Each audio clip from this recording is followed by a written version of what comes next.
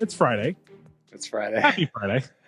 Which means XFL Markcast Day, or the Markcast, as we're kind of calling ourselves now, the Markcast, so that we feel a little bit more inclined to talk about things not just related to the XFL. When the critique is we're not going to listen to you because you're an XFL podcast, that I'm like Roddy Piper. When you change the questions, I change the answers. Or how does that go? Like, just when you think you have the answers, I change the questions. There you go. We're not even an XFL podcast anymore, bud. Come on. Yeah.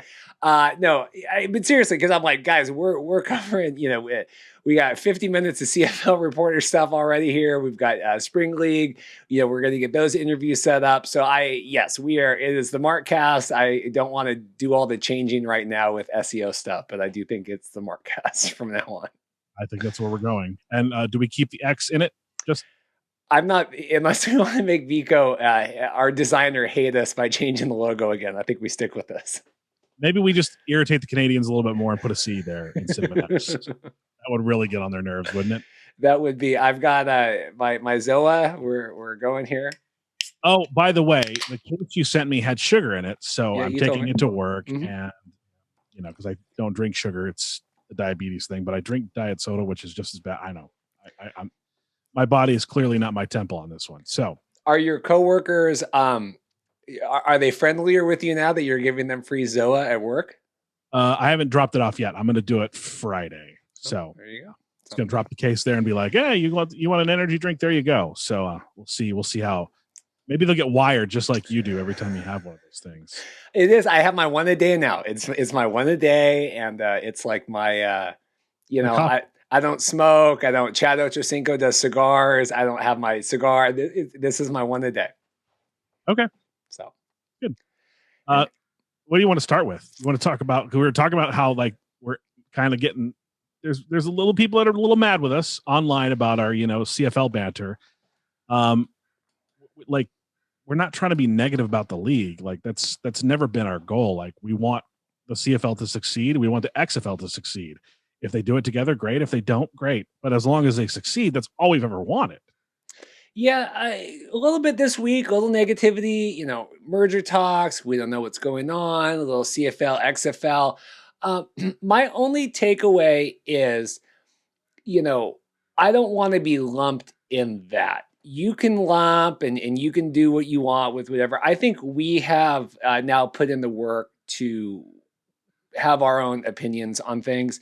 And the one comment I had was when we announced that Dan and Rob were coming on the show, someone retweeted and they go, well, you should tell Mark with News Hub that he should have more, get more Canadian guests on, and you guys need to educate, you got to educate, figure out about our game. And I said, that's fair. But I said, I haven't seen a lot of CFL podcasts reaching down south to talk to anybody. I mean, it's not like my door is blowing off the hook, and not that, okay, well, Reid, we don't care what you have to say, but Mike Mitchell, our XFL insider, and, I know people joke, what is the XFL, whatever, but I'm just saying respect and learning works both ways. And I feel like I see a lot of stuff from up north criticizing, rightfully so, Americans and whatever, but I have just not seen a lot of reaching out from the north down south. That's all I want to say on that. Okay.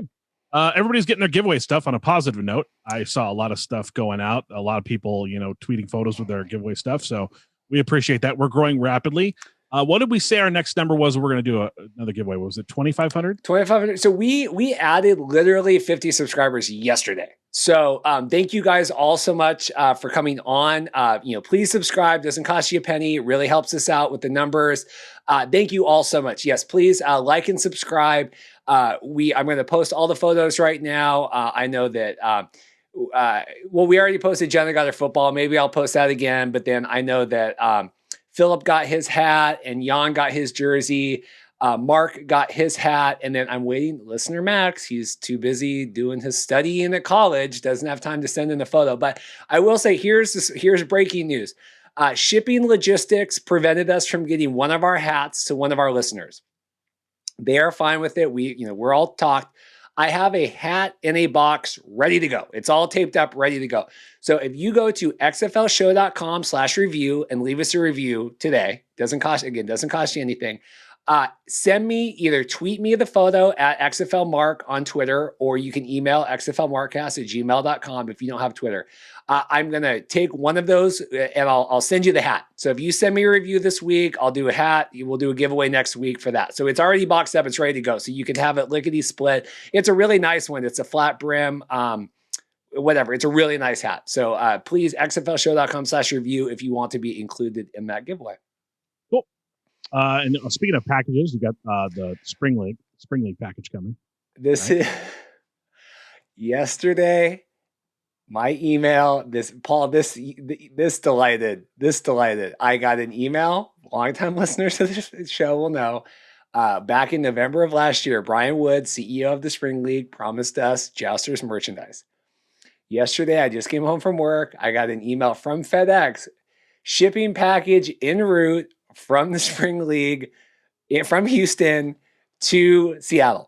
And I was texting, or I was not texting. I don't text Brian Woods, but I was emailing Brian today about things. And he goes, Jousters merch en route. So it was speculated and now confirmed. The Jousters merch is coming. We should have it on Monday, I believe. So we will have an unboxing on the show next week. Very, very excited for that. Clearly. I know you've been waiting for this for as long as we've probably been doing the podcast. So they finally got around to giving it to you. Yeah. Also, my hat. We got to talk about this hat. We got our brand new hats in the store. We had those hats. You were like, I don't want to have those hats because the other podcast has those hats, but now we added those hats. Well, no, we made the big logo. It's all perfectly embroidered. I've got a couple. We're going to change our shipping so we can get hats to Rod Peterson up in Canada. And no more digitization fees. We're not going to change anything else, but I bought a couple more hats for me, and then xflshow.com/merch, and Rod's going to get his, and if you want to support it, they're really nice hats. It's a nice flex fit, and we got that. So very cool. Big news. The top of the show here. This was the most anticipated thing I posted all week. Yeah, you're picking the CFL team. I already picked mine. I've gone on Twitter and made that public. There was no suspense. So Reid has picked his too. Yeah. So why don't you talk about your team first? I picked Toronto because, well, overwhelmingly everybody was like, you should pick Toronto. And I like the color scheme and everything like that. And I think it was more like, and now I'm kind of getting some grief because people are like, oh, MLSE, that whole thing. And I'm like, oh, I get it now. I'm a Yankees fan, so it kind of made sense that I picked, I guess, kind of the Yankees of the CFL. So, and got a lot of people kind of pushing me that direction too. It was honestly between Toronto or BC actually. BC because of the West Coast. Yeah. Yeah, I see you as a boatman. I see that. I like the and also you're trying to tear apart the CFL. So that works out perfectly that you would have the Argonauts be your team. Right. Now people are going to think I'm really trying to tear apart the CFL. I put a lot of thought into this. And it was really funny. So I purchased the merch the other night and I tweeted it out. And I guess that the supplier, because of course the CFL didn't sell the hat in the size that I wanted, it was out of stock. So that tells you anything you need to know about the CFL making money. So I had to go on a third party, a verified site. And Argo Fluffy, one of our followers, he goes, "Oh, there's only a couple teams that sell from that site." So he's like, "I know it's." I'm like, "Oh, I wasn't trying to incriminate. We've got the Jacuder. What's the JFK the Jacuder film? Jacuder film? Yeah, where they're analyzing the trajectory. That's what we have here on the Twitter. I put a lot of thought into this. I was walking. Huh? Let me know when you want the drum roll. Okay, I was walking Rosie the other night. I thought about all the great people we've had on the show. I thought about the history of the teams. I thought about the names. I thought about the colors. So the team, and I'll get into it. So the team that I've picked is. I can't hear it because of Zoom, but that's okay. The team that I have picked is Edmonton. I have picked the Edmonton football team as my official team. I ordered a wonderful green EE flat brim hat. It's coming. I paid express shipping for it. It's got a wonderful CFL logo on it. I thought about I am a Washington football team. I very much like a team has no name, right? I really like that. I thought about friend of the show, Dave Campbell. I really appreciate the work that Dave is doing, covering everything and on Twitter and friend of the show. I thought about all the XFL connections with Jamie Elizondo and Taylor Cornelius going up. And I like the colors. I like the green and gold, kind of Green Bay-y kind of. I don't know if that's like blasphemous, but that is who I have picked. I have a wonderful Edmonton hat coming. And so I have officially picked my team for the 2021 season. So basically what we're saying here also is we need more merch, guys. Like I logged on to the Argonaut site and I was like, oh, I can buy some merch. And I'm a little bit chubbier than Reid. Well, not a little bit more chubbier, but it's significant amount of chub compared to Reid. I wear an XL and there is basically no XL merchandise for the Argonauts. So can we get that going? I told you I had to go through a third-party site. So anyway, so I have put my money where my mouth is. I have bought into Edmonton. I was going to get like the jersey thing. They don't have a great selection right now. I didn't really love the jersey. And it was a lot of money to like get a custom. They didn't put a custom name on it. They put a custom. It was a weird name that they talked about, putting like your name on the back, but it would have been like $250 or something all in. And I was like, that's a little bit too much. But I bought like the $45 flat brim hat. So we are with Edmonton and MLSC. You are with Edmonton. I'm with Edmonton. Yeah, what are you doing? Anyway. So we got a good show coming up today. I think we already mentioned we have Dan Barnes from the Canadian Press coming on, and then we have Rob Vanstone with the Regina Leader Post coming on. We're talking, obviously the XFL merger stuff, and then also, checking in. What are you guys thinking about the season? How are we feeling? Target dates, draft coming up next week, kind of all that stuff. So I know we're kind of satiated with the merger talks, but I still get bombarded every day on my Twitter about it. So that is at least a portion of what we will be covering on the podcast. I am sorry. It is what it is. It is what it is. Are you satiated with the merger talks yet? I mean, I'm good. Like I want to cover this, the best we can, and it's not overwhelming for me. Just the overwhelming aspect is, all the negativity, like, and I understand, we're going to talk to Dan and Rob later on the show, and they have very sentimental views on it. They're an older generation. They there's stuff about it that they remember, and I completely understand, for lack of a better term, pearl clutching about what the Canadian sport is, and it's never. We just reiterated enough. Like, this is not a situation where we want to ruin the game. Yeah. Like, I would be completely okay with everything being Canadian football rules. I would be completely fine with that. So, this was interesting. This was posted on our YouTube. Heaven forbid, Ken, if you're listening to this show, heaven forbid, Ken left 2 comments and I said, hey, thanks so much. We appreciate it. He goes, the laziness that you had copying and pasting the same comment onto both of my questions says like all I need to know about the XFL. And I was like, what? This is not, I work. I came home from filming a memorial service for a fallen soldier. I'm just trying to check in with the YouTube comments. I'm not trying to offend anybody by copying and pasting my thank you for listening to the show. But he brought up, and this was interesting, we have not had any of our guests bring this up before. We talk a lot about, the interleague, super mega, intercontinental, title match between the CFL and XFL. There is a history of exhibition games between the CFL and NFL. Did you know all this? Am I dummy dumb? I did not know this. No one's ever brought this up. And Ken was very livid on the YouTube that it's not been brought up. The first recorded matchup, and I looked this up, and this was on 3 Down Nation and everything else. It took place in 1941. The Blue Bombers played a 3-game exhibition against the AFL's Columbus Bulls. Bulls and I was doing the research, and they did like Canadian rules the first half and then American rules the second half. Interesting. Did we solve this whole problem right here? Has it been staring us in our face the entire time? You might have just done that. You might have just fixed the war between Canadian fans and American football fans. yourself. Because I'm serious. Because I hear, and we talk in the XFL, Josh and Jay and Mark, and we talk all in the Mike Mitchell in the private chats. And we always talk like the games are too different. You can't just flip a switch. And they were exhibition games, but they did it. They did it, and I just thought this was phenomenal. That literally this has been staring at us the whole time. Wow. Why don't we just let The Rock know right now? I'm going to call him up. I will say, though, I was doing a little more research, and in the exhibition games, America, there was, I believe, 8 wins and 2 losses to the CFL teams. So maybe that is why maybe they're trying to bury this news, is because they know that they can't handle us. Even on their rules, we still beat them. No, I'm kidding. Wow. But this was crazy. The 2 leagues came together. The Rough Riders in 1950, the Rough Riders hosted in Ottawa. They hosted the New York Giants. They played 2 sets of rules: Canadian first half, American.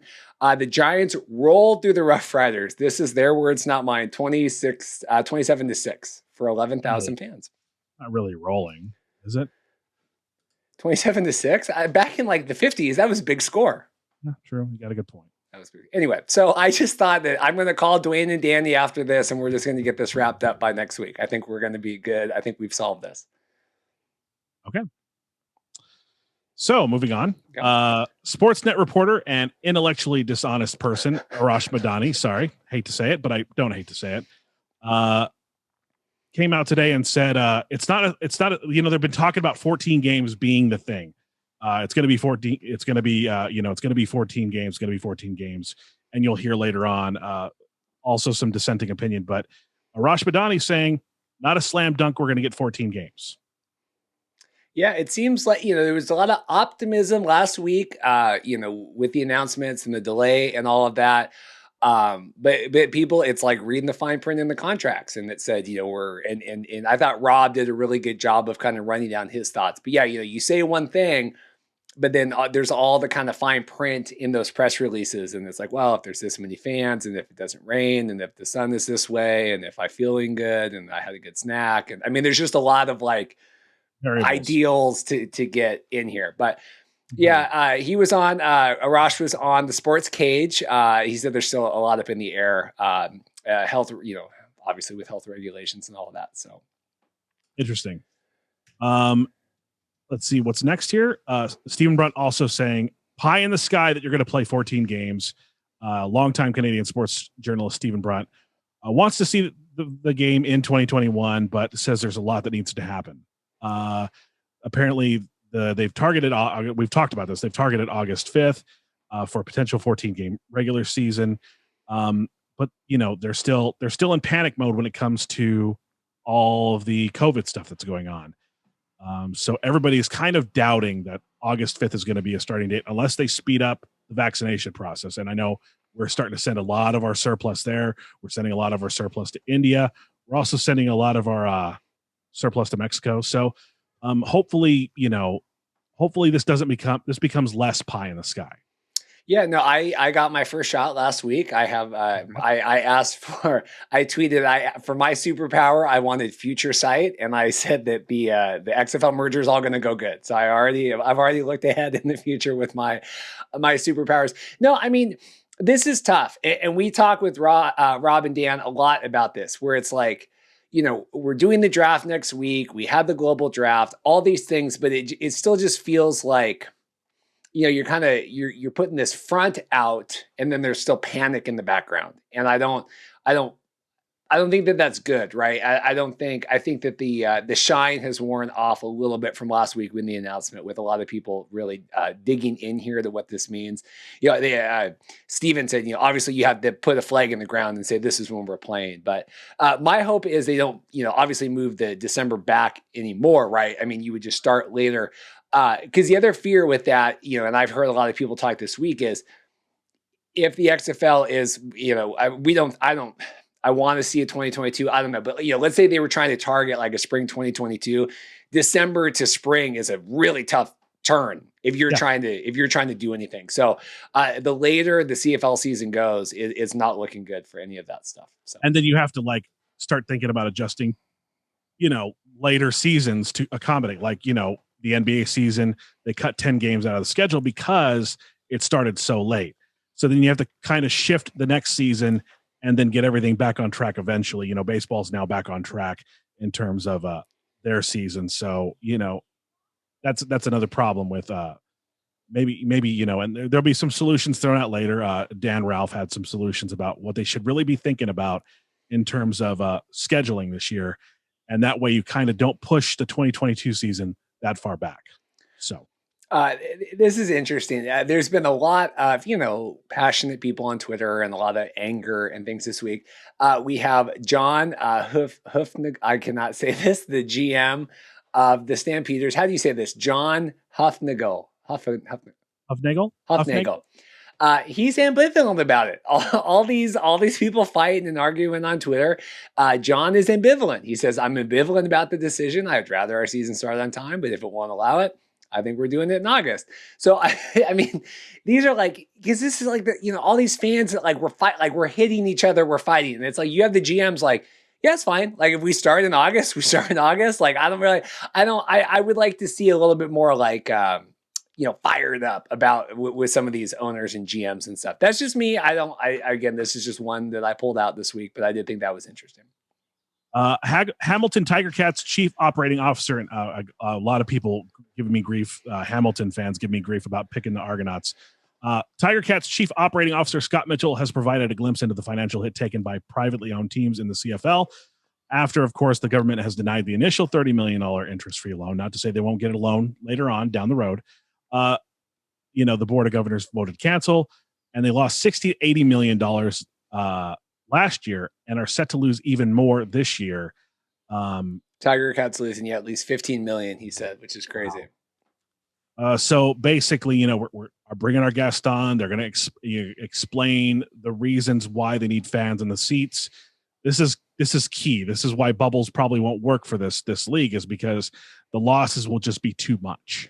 What I also thought was interesting about this, and I've been doing a lot of listening this week, and obviously with the guests, this whole idea of it being cheaper to not play than play, right? Like you lose more money by playing. It's just a fascinating, I'm a business owner, right? I mean, I don't run a sports league, but I mean, it is fascinating to me to think like I could not do something and lose less money than by doing what I'm, right. I mean, actually, I take that back. We do this podcast every week, and this is a far losing. So I guess I'm only half. But do you get what I'm saying? Like, it is interesting that we could just bunker down and lose less money.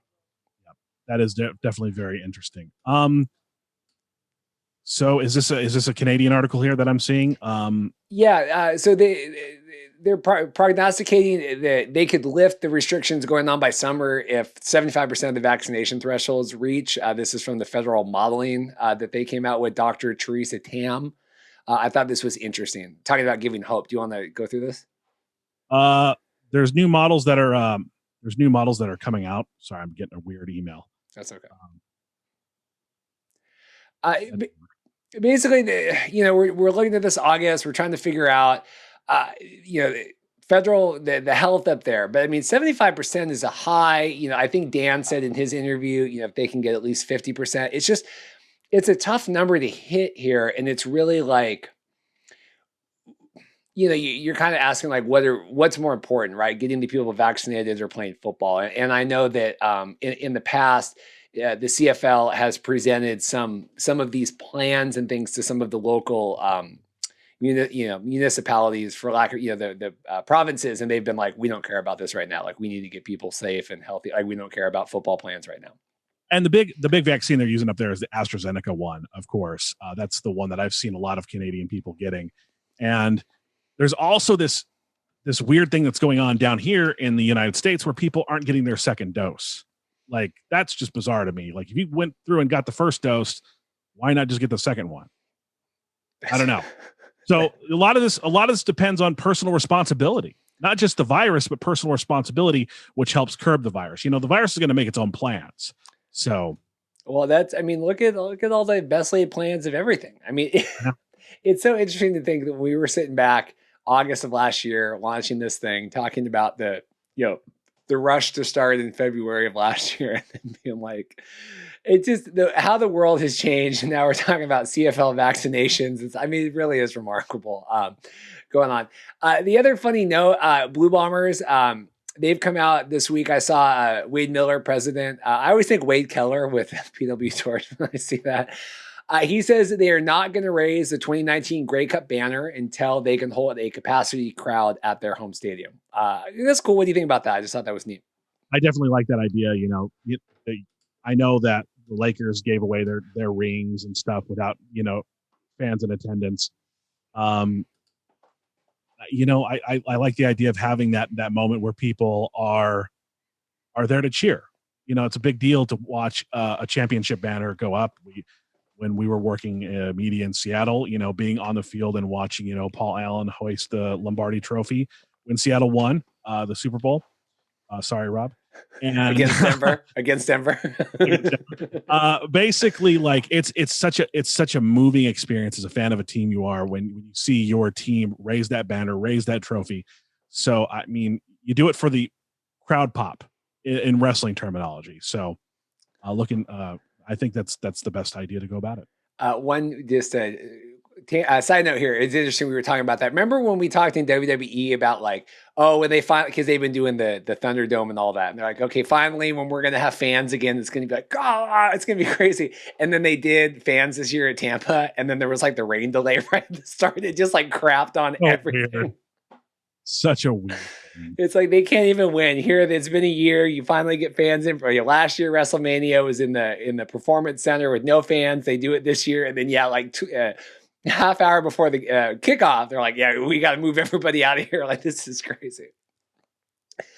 Brian Wood, working his first job in broadcast in 1972 on December 3rd, has no real issues with the potential of a later Grey Cup game.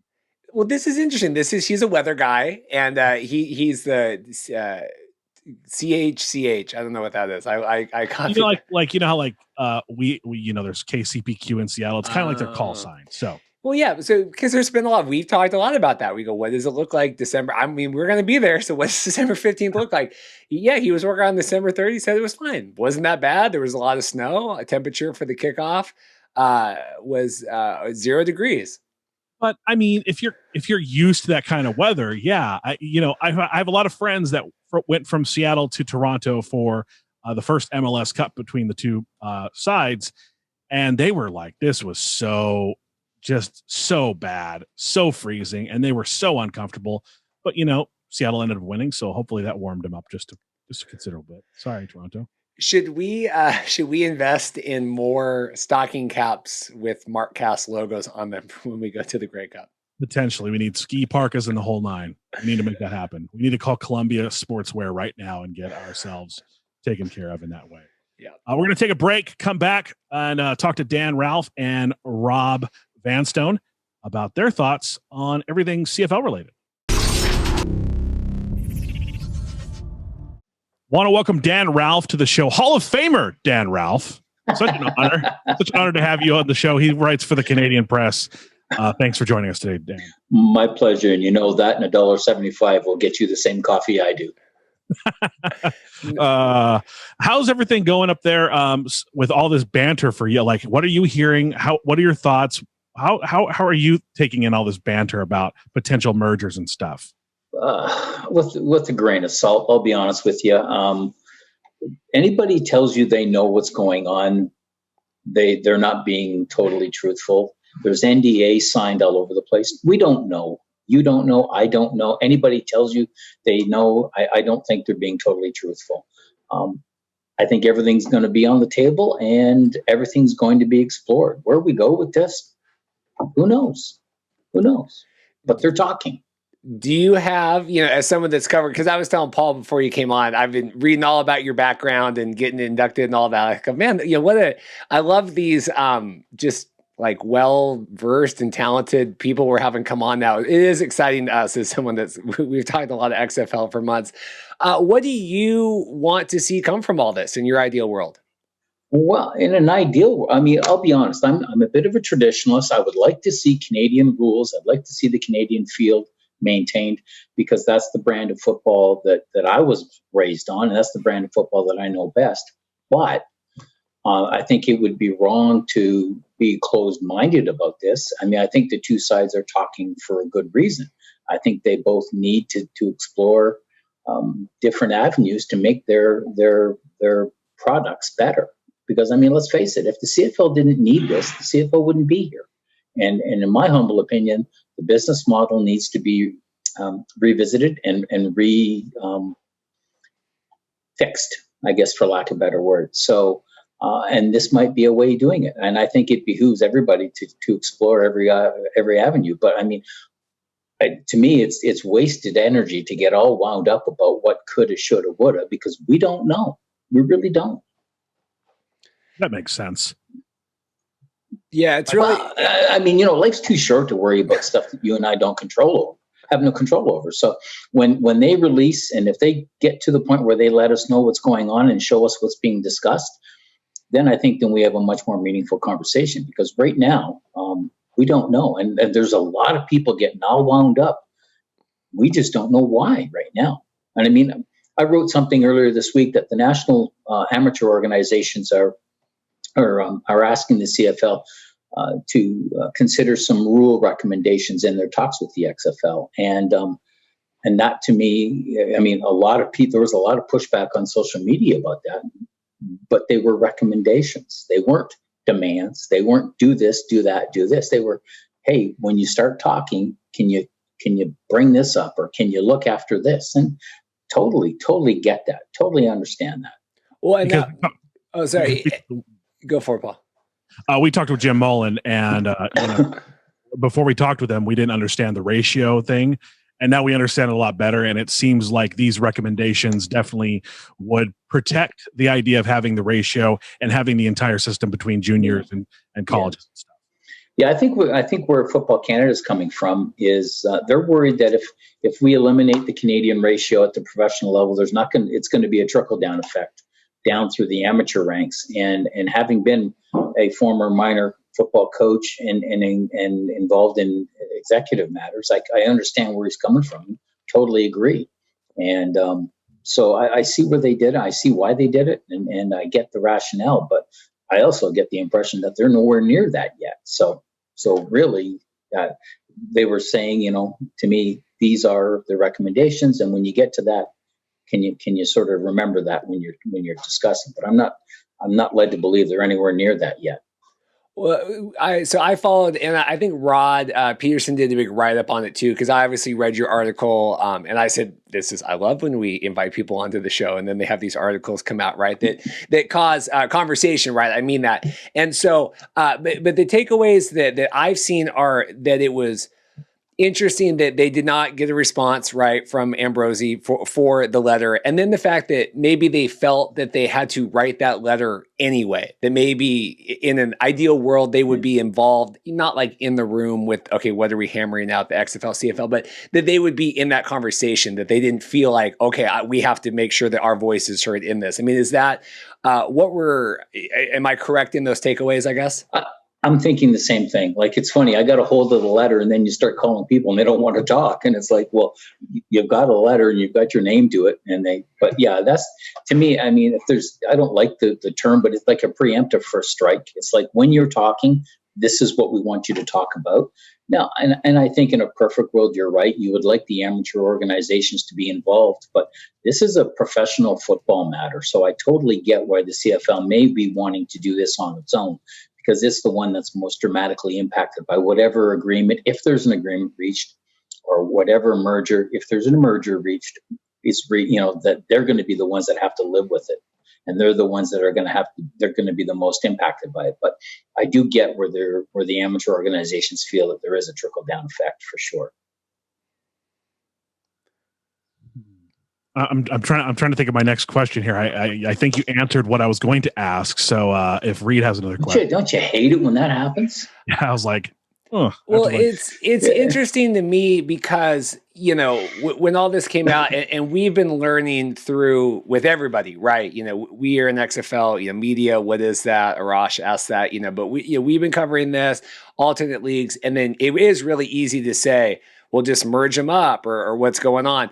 And when we had Jim Mullen on, president of Football Canada, this is a legacy of all these schools and high school and college and junior schools, and it's this whole world of everything that it's not just as easy as, you say, okay, it's the 9 CFL teams. Okay. Just put a different logo on it. I mean, it's kids growing up in the system. I mean, I think that a lot of people that maybe aren't, listening to the work that we're trying to do or doing the research themselves don't get how deeply entrenched in all of this one decision is. Yeah. And like I said, there's a lot of ancillary impact down the road and like I said, the trickle down effect. And I'll be honest with you. I'm with you. I didn't realize it either until you start reading the letter and you go, yeah, okay, that's true. Yeah, that's right. And so I get it. But I also, I'm not going to defend the CFL, but I'm not surprised that the amateur bodies felt that there was a bit of a disconnect. First of all, because I don't think the CFL and the XFL are there yet in terms of hashing out rules. And C, like I said, I think the CFL, they're the ones that are going to be most impacted by this. And so I think they're probably going it alone for that reason, right? So, I mean, I get it. I totally get it. I understand. And like I said, I know when I wrote it, I wanted to make sure when the tone of the letter was that these were recommendations, they were not demands, and that we're not quite there yet. But they just basically wanted to, like I said, fire a shot off the bow just to let them know that, hey, we're here, and we're impacted by this as well. The whole goal of all of this seems to be to grow the CFL out beyond the Canadian borders. And, you could play devil's advocate and say, well, kids aren't going to school and there's not that much interest. How else can the CFL market itself to the young kids to grow the viewership? If you had the answer to that question, you could become a rich man up here. I mean, I do have the answer. Yeah, you think you know the answer. I have ideas. Yeah. No, that's a good question, man, because, I mean, the CFL is not looking to appeal to people my age and my demographic. They want that 18 to 25 or the 18 to 30 demographic. And this has been an age-old question. They've been trying to find that magic with the young group, with the young people. And I mean, I have a son who's in his early 30s now.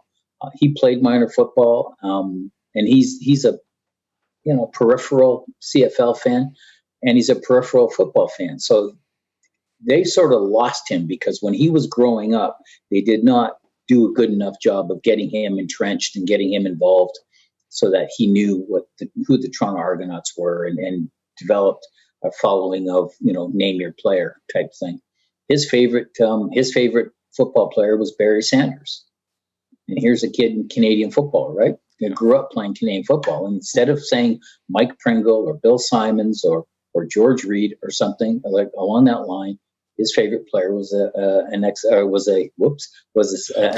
player, and that was because he got to see Barry Sanders play every week on TV, and that was the appeal. And I don't know what they can do, what more they can do to get to that demographic, because I think that's who they're trying to appeal to. And hence, I think getting into talks with people like Dwayne Johnson, who has global appeal, and that his involvement, they're hoping, is going to bring more young people into the fray. It's just interesting.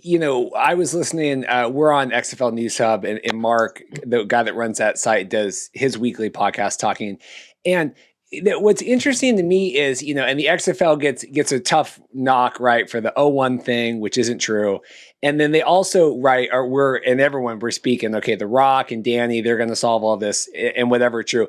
The XFL of 2019 and 2020 was really based on ground roots marketing in the cities, getting the fans involved, getting the headsets, getting the calls, getting people to know what's going on in the field, getting the younger demographic. In DC, they had the beer snake, and that was the thing because it was like a soccer stadium, and but it was these things. It wasn't like anything, okay, we're going to bring The Rock in and he's going to put, he's going to announce the games and it's going to sell $1 billion. I mean, these were, and I'm not saying that they were any better or not, but I think that gets lost sometimes in this discussion as people think about 01 XFL with Vince, or look at all this other stuff The Rock could do. But the XFL did really do some really good, tangible things to get people involved. I mean, what do you think?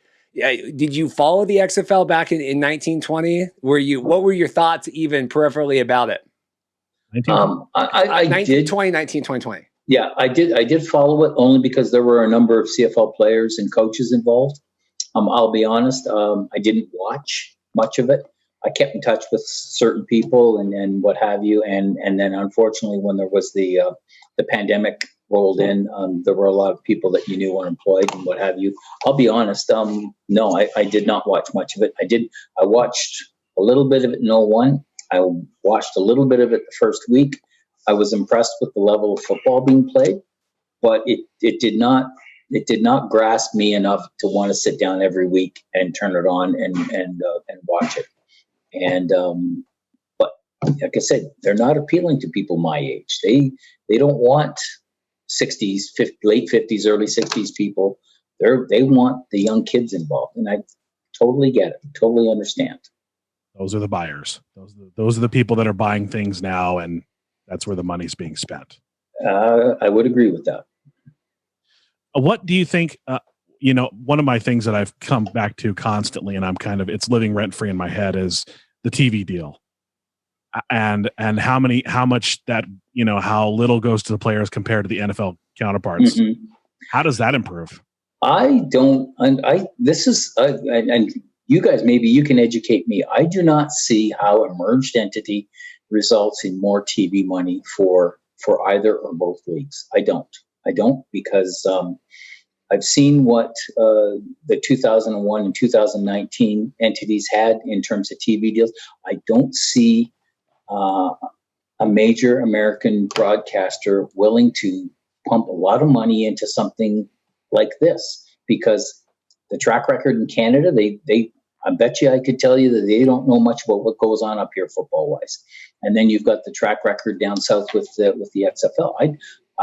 My brethren up here are extolling the virtues of a major U.S. TV deal, breathing money into CFL teams, and I don't see it. And I'm sorry, I stand to be educated, but I don't see it happening. I just don't. And there are so many questions with it that, to me, to sell that as a major thing, and I mean, I'll go you. This is the thought that just came to my head. CFL Commissioner Randy Ambrosi, when he came aboard, kept pushing the CFL 2.0 model of growing the Canadian game globally, and trying to bring revenue streams back into the league. Well, it's been 3 years since he talked about this, and I know Rome was not built in a day, but there hasn't been a dime come back to the CFL for its CFL 2.0, its global approach, and that's been years in the making. And I'm hearkening back to that. I don't see it, and like I said, I stand to be corrected. I stand to be educated, but I don't see where a major TV deal is going to be in the offing for a merged entity. I mean, I hope I'm wrong, but I don't see it. I share that, right? And that's what we've always said. I don't know if the XFL is the option, right? It is a option, something to talk about. We have the Spring League coming up here, kicking off next week, right? So that's the developmental league, Brian Woods. Yep. 8 teams, it's bubble, it's there, the football's all right. All the games are on Fox this year. Where last year they in the fall they did like a couple games were on, but most of them weren't televised. This year they're all televised. It's like 20 games on good times, Fox Saturday afternoon. So I think that will be a very telling point of how those games perform, right? Because like you said, I mean, we stand to be corrected too. I don't know. We don't know what is going on, right? But if they come out the gate swinging and it looks like there's interest, that says a really good, for a May kickoff, that says a really good something. We've been talking maybe February doesn't work for the CFL, but maybe something a little later. So we'll see. Yeah, I agree. I mean, I do know February up here is a no go, but I mean it's a late April here. We've been without snow for the better part of a month. I'm outside walking in a hoodie, and it's very good. It's nice weather, you could play football. And when I was a minor league coach, we were outside in this stuff practicing, and it's doable. That to me is doable. You could do that. And there's been a long-standing argument out west in Western Canada that they want the season to end a little earlier because they don't want to be sitting outside in snow in November watching playoff football. And I'm living in Eastern Canada where it's not as cold. I can't readily appreciate that, but I have sat outside when it's friggin' cold out. And trust me, I don't care how much of a diehard football fan you are. When your toes are cold, you're cold. What are your thoughts on what's happening this season? What do you think is going to happen? Well, it's funny you mentioned, because if you'd have asked me that in November when the CFL unveiled its full schedule, I would have said, and my argument hasn't changed. I see football coming back, but not until September. And we've been slow to get vaccinations going here in Canada, and until you get more than half of people vaccinated and you can get to a position where you can get people into the stands, I don't see how you play football for any length of time here without fans in the stands, because CFL teams, they lost a lot of money last year by not playing, and revenues, the bulk of the revenues are the result of ticket sales. And if you can't get people in stands for any length of time, then I think it becomes cost prohibitive to play football without having any revenue, like fan revenue anyway. Losing money either way, and yeah, I mean there are those that said last year. I mean the big thing we heard last year was that there were some teams saying it was cheaper not to play than it would have been to play an abbreviated season. So when you're losing, when the difference between playing football and not playing football is in the millions, then I think I don't see teams being eager to resume play just for the sake of resuming play. I think they're hoping, banking, praying that enough people get vaccinated that we can get maybe 5,000 or 6,000 people in stands to start with, and then sort of slowly maybe increase that over the course of the season. But if you don't play a season this year, how devastating is that? I've been told that if there's no season, then the CFL as we see it does not exist. That doesn't mean it goes away completely, but I think the way the league you see now with 9 entities does not survive, and that maybe you come back and you're not a national league anymore, or you've lost a franchise or two. I don't know, but I've been told that if there's no football this year and you're out of the public eye for 2 years, then that's crippling up here. Yeah, I've heard both sides of that. I agree, right? That's how I feel. I've heard it equated to, like, I don't follow hockey, but like there was the hockey lockouts and stuff, where they took a year, and they say, they came back bigger than ever. But yeah, I think if you don't play a game in I think I was listening, it was I know 3 Down last night, they were talking, if you have a 3 calendar year, right, where there's no football playing, it does get a little scary there to keep the momentum going. When it wasn't, bear with me, it wasn't the hottest product in the world. Exactly. I mean, you talk about, hockey, like during a lockout, hockey was away, and you worry about, will the fans come back? Fans in Canada will always come back for hockey. I mean, the junior hockey ranks in Canada for the second straight year won't be having a full season. And you know what? When they come back next year, their fans will come back because it's hockey. When you're talking about a sport like football, which I'm not saying is on the periphery, but it's not paramount to hockey in Canada. So you can't afford not to be on the field for 2 straight years. So we have we're going to do the bulk of our show here after. We have a lot of comments this week from Arash and from Stephen Brunt. A lot of people saying, 14-game season is still pie in the sky, that we're, saying, what do you think? Yeah, I always thought start at Labor Day and play a 9-game season, half a season. I 9 or 10 games. When they said 18, I said, good on you. Think big. I get it. But 14, I thought was still ambitious. And to me, you start on Labor Day. I mean, the argument in Canada is that football doesn't begin until Labor Day because the games start to mean you're going down the stretch. So start at Labor Day, play 9 or 10 games, and try and bank on your rivalries. Like if you're in Southern Ontario, you've got Hamilton and Ottawa playing. You've got Hamilton and Toronto playing. You've got Toronto and Hamilton playing. You got Montreal and Hamilton. You sort of build those rivalries up. You save money for travel, and you build up your rivalries, and then you play a Grey Cup, and you play it in Hamilton, and you sell the place out, and you have you end a really bad situation on a positive note. That's what I've been thinking, and I've been telling anybody who listen that you can talk about 18, you can talk about 14. I'm thinking 9 or 10. The one last, and we kind of hit a tipping point this week on Twitter and online, and we're tired of the merger and it's toxic and all this stuff. We had the global draft last week. The draft here is going to be on the 4th, right? Yeah. Are the necessary ongoings of the CFL right now, is that getting lost with all this other stuff? I mean, what are we paying attention to the right things? Are people not paying attention to the wrong things? I mean, what are we? Are we? I don't know, because I'm getting conflicting messages here, right? I hear, okay, let's focus on this season, but then also it might not exist. So what do we do as fans and as someone like you that covers the league? Well, I think what they're trying to do is trying to put on a brave face that it's business as usual, right? We've had the global draft. We're going to have the CFL draft. We're going to have a season. They're going ahead, with talk, like they're looking like that it's business, and that they're going on and doing something, and it's business, not as usual in 2021, but after not doing anything in 2020, we're doing things in 2021. And I think they're trying to build that confidence within the fan base that, it's coming, it's going, we're progressing.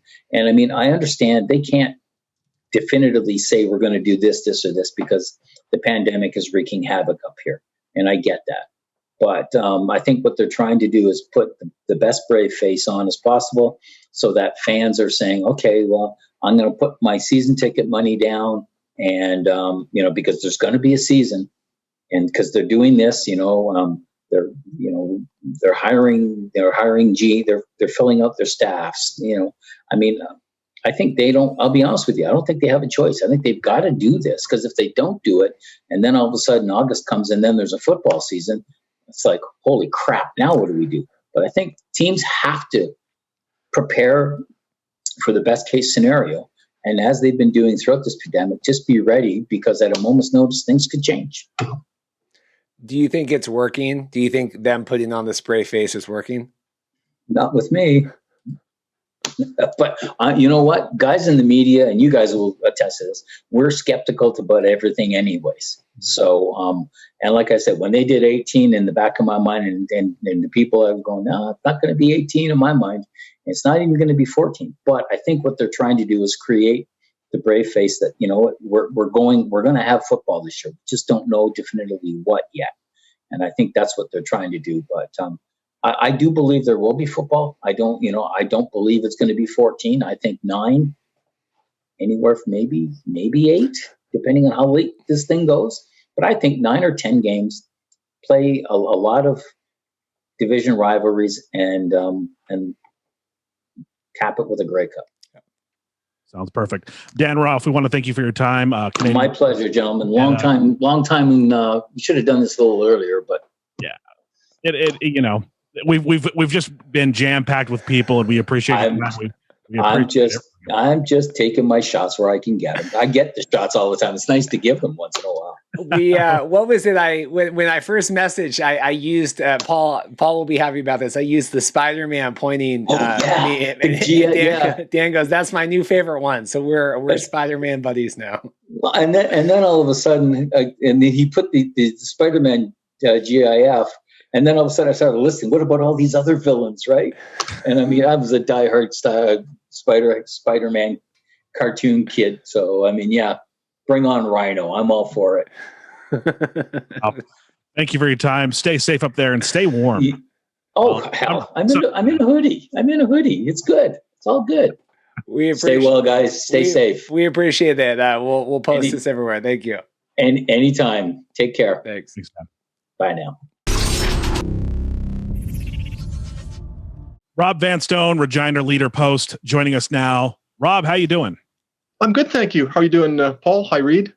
I'm always excited when we were talking about one of your articles last week, and it was fiery. It was about the CFL Global Draft, and I go, I like this guy's fire. We got to have him on the podcast. And then I reach out, and he goes, I would love to come on the podcast. I just heard you talk about my name on your podcast, and so that's always wonderful timing. So thank you for coming on.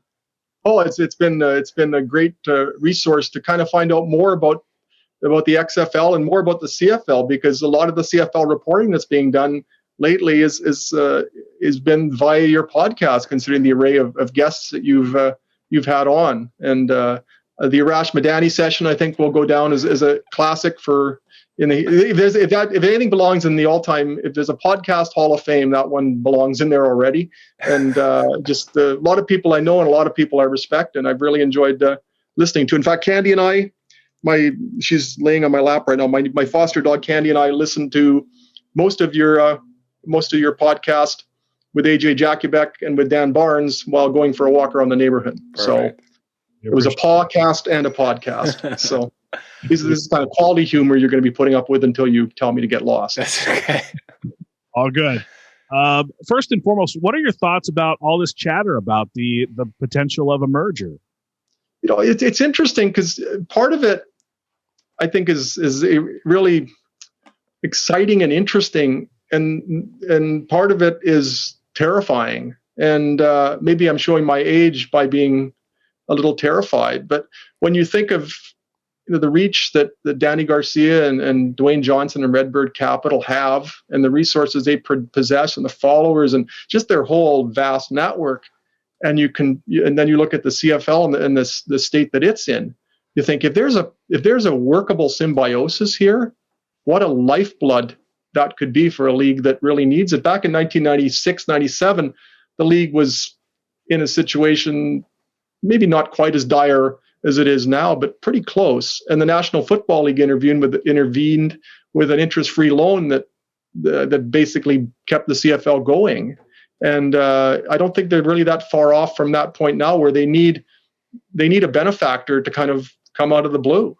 And maybe there's a potential here for the CFL to be sustained with some insight and support south of the border. And you just look at who they are and what they do, and it's really intriguing.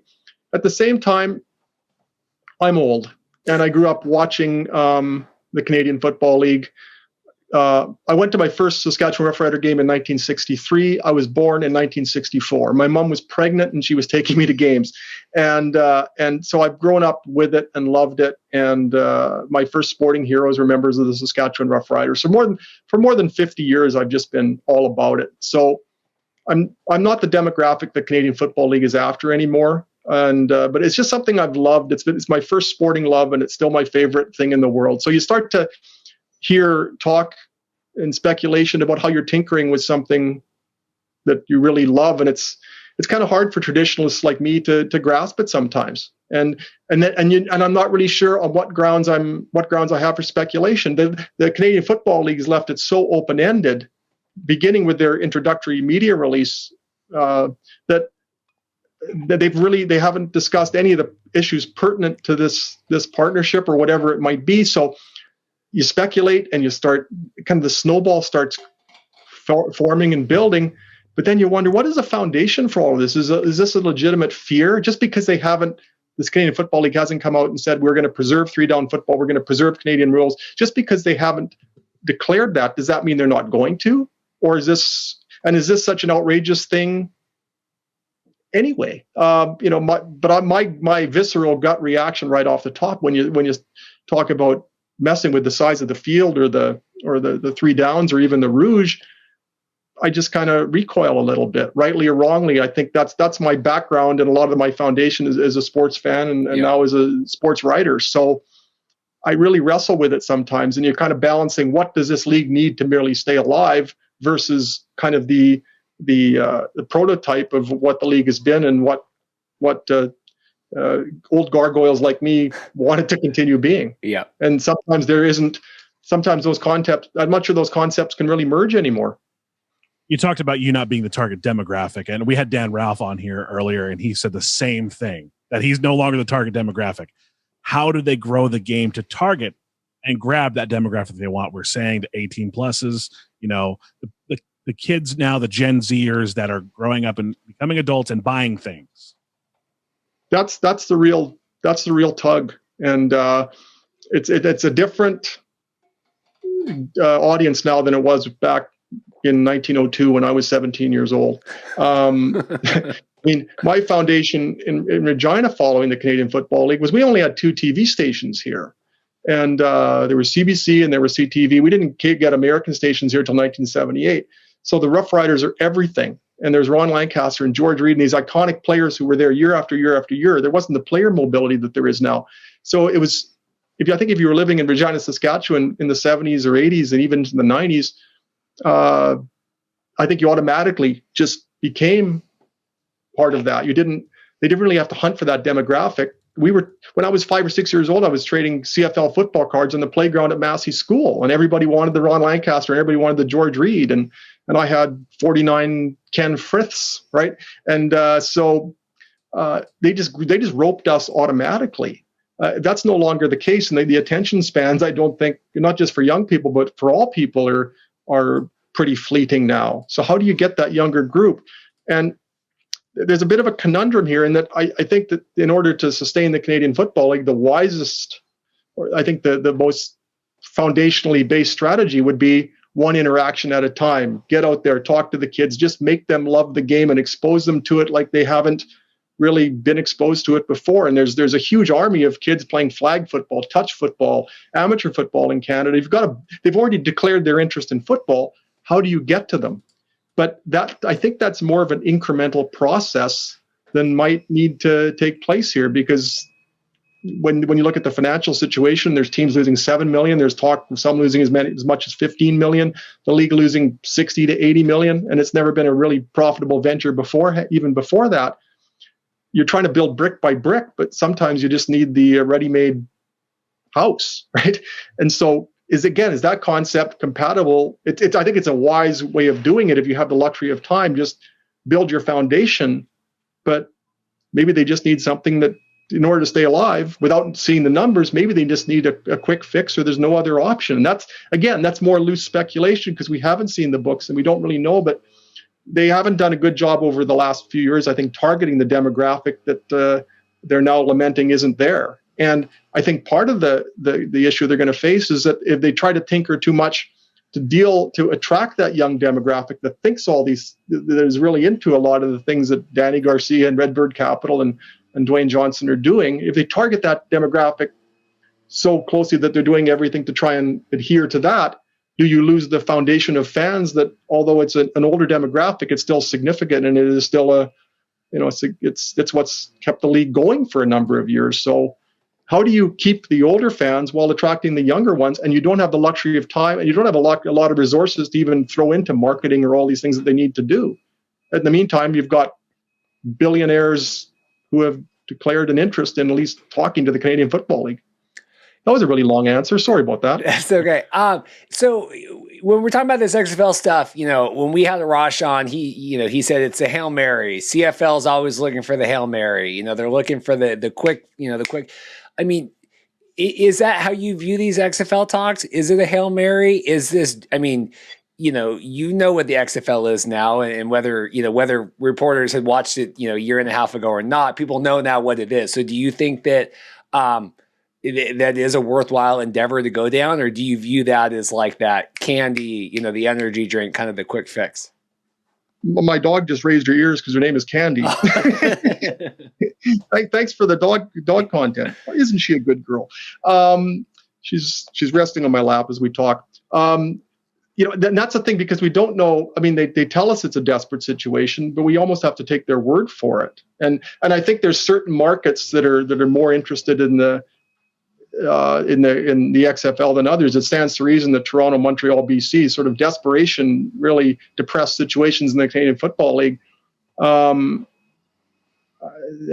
bigger cities in Canada. I think there's likely to be more of an interest in that, or perception of that as the panacea compared to, say, Saskatchewan, Winnipeg, where the interest is greater. And maybe it's harder for us in the West to relate to the plight of BC, Toronto, and Montreal, because we're so inured to the environment where football is big.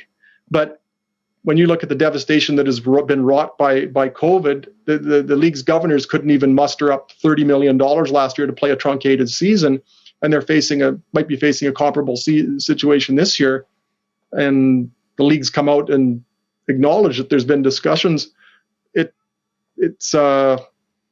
might be a Hail Mary, but they're sure hoping that Roger Staubach can hit Drew Pearson for the touchdown against Minnesota. It might be that dire. And if so, to what degree do you have to adapt your game in order to just simply stay alive? And if so, what is left of the game? I wonder if there's, and I've been trying to wrestle with this one, and maybe you can provide me with greater insights, but is there a kind of a middle ground solution where both leagues can look at what the other one does well and extract things from it? The one thing the CFL has, despite its economic issues over the years, is longevity and tradition, and a fan base that has shown that it loves a game that isn't the National Football League. So you've got a bit of a target audience there. Maybe there's something that the XFL people can glean from the Canadian Football League simply by virtue of its longevity and its established roots.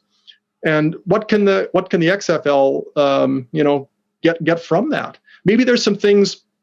The NFL in a way succeeds in spite of itself. It's a tremendous game and people love it, and same with NCAA football. But you still look at some of the timing rules. You can walk off the field with 38 seconds left in the game, whereas there could be 2 lead changes in the Canadian Football League with 38 seconds left in a game, and the pre-snap motion and things like that. I think there's ways the American game can be improved by borrowing some Canadian rules. So could they jazz up the XFL game by taking the best of the Canadian Football League and incorporating it into what they do? Now, what does the Canadian Football League have to gain from the XFL? Certainly marketing expertise, certainly profile, and certainly money.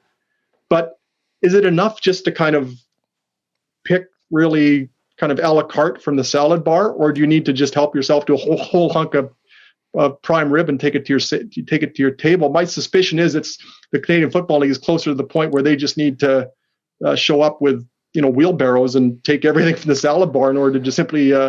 That's a bad analogy, but I'm hungry. I'm not sure that kind of picking and choosing from the best of each is what they're looking for here, because the CFL is facing such a desperate situation, and the XFL is trying to prove that it can enjoy some longevity. I enjoyed what I saw of it in 2020. I really did. I love some of the things they did, especially with just the access and how close fans can get to the game and knowing what play is coming and things like that. I think you have to do that to get the attention of sports fans in general. You have to make it as interactive as you can. So again, is that something that both leagues can use to make their overall game more appealing by bringing fans right into the huddle, right into the dressing room, and kind of erasing all those lines all those barriers that are enforced by football people who are so just by nature militaristic and paranoid and guardians of the slightest morsel of information.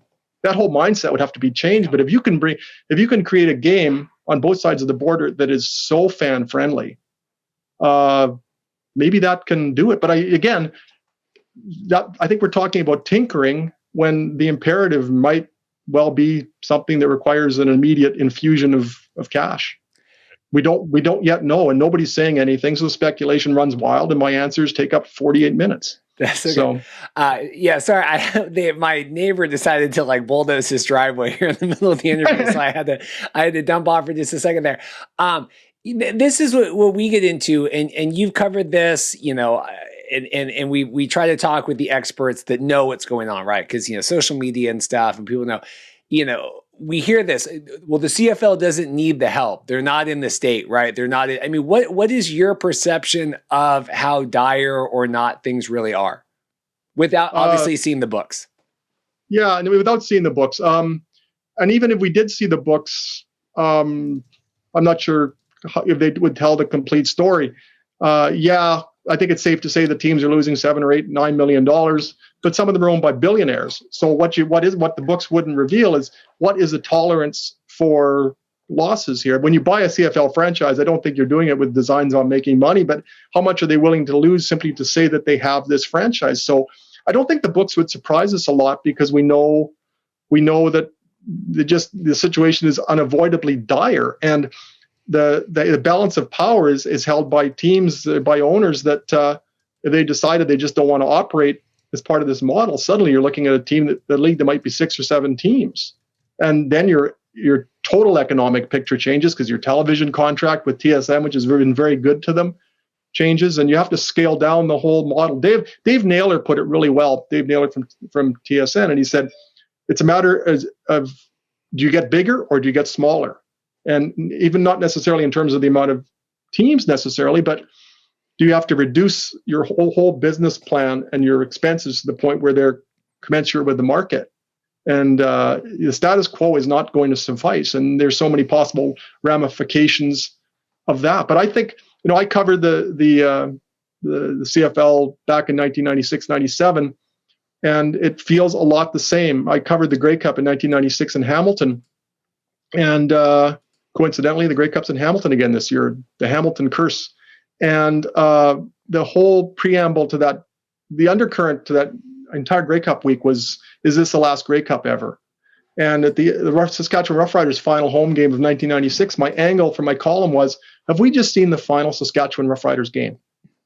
And it wasn't a preposterous premise at the time. It sure seemed like it a decade later when they were hugely successful. But at the time, nobody thought that it was beyond the realm of possibility that they wouldn't exist. Isn't that the discussion now? And now we're dealing with a variable like COVID. We know what it did to 2020, what it did to the XFL, what it did to the Canadian Football League, and we're still not sure what the effects are going to be in 2021. So, and how much of a tolerance is there with the ownership in Montreal, Toronto, Vancouver? How much are they willing to put up with before they pull the pin? And if they do, what is left?